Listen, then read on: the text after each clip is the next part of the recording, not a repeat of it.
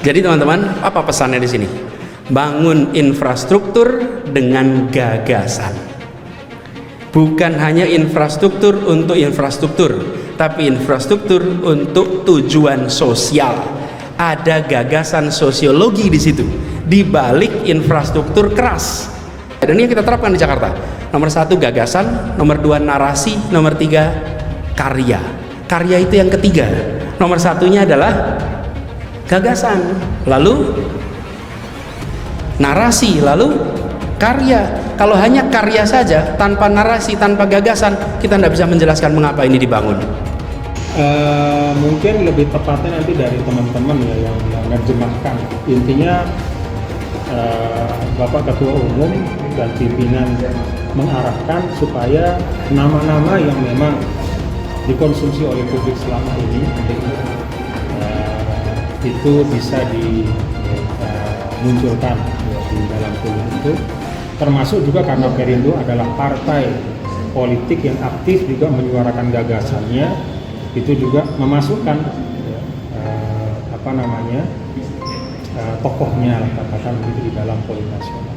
Saya pikir itu semua sehat karena itu nanti kan akan mudah-mudahan akan mengattract keterlibatan publik sehingga lebih berwarna-warni proses demokrasi kita.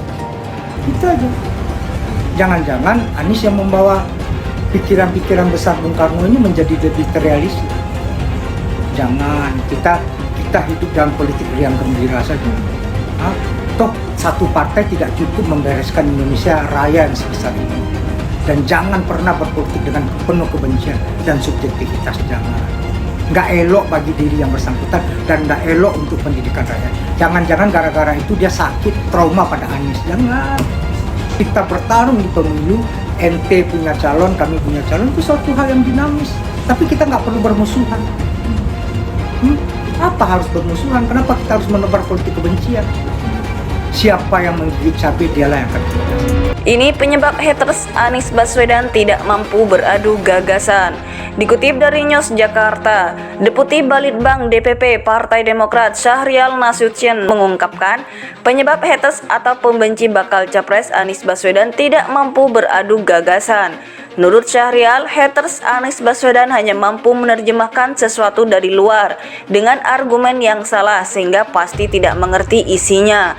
Kenapa pembenci Anies tidak mampu beradu gagasan? Jawabannya karena haters Anies hanya mampu menerjemahkan kulit, itu pun dengan argumen yang salah, bebernya. Jangankan sama isinya, sama sampul buku aja kalian gagal paham. Sambungnya dikutip dari Twitter _Syahrial NST Jumat 28 April. Hal ini disampaikannya menanggapi cuitan politikus PSI Guntur Romli yang menyindir Anies karena mengunggah foto sedang membaca buku Principle for Navigating Big Debt Chris karya Ray Dalio. Anies bukan pamer baca buku, tapi pamer sampul buku. Bisa juga dipamerin jejaknya yang penuh utang, baik yang ditinggalkan di Jakarta dan utang yang dikaitkan dengan pribadinya. Ujarnya dikutip dari akun Twitter _Gun Romli. Melalui akun Twitter pribadinya, Guntur Romli menyertakan 3 judul berita tentang utang Anies saat menjabat Gubernur DKI Jakarta dan ketika mengikuti Pilkada 2017. Berita pertama berjudul Anies Raja Hutang, Legasi Beban dari Proyek JIS dan Formula. Kedua berjudul Simak Ini Surat Utang 92 miliar Anies ke Sandi saat Pilgub. Ketiga, 80% anggaran JIS pinjam pusat. Pemprov DKI belum berencana undang Jokowi saat grand launching. Deputi Balitbang DPP Partai Demokrat Syahrial Nasution mengungkapkan penyebab haters atau pembenci bakal capres Anies Baswedan tidak mampu beradu gagasan.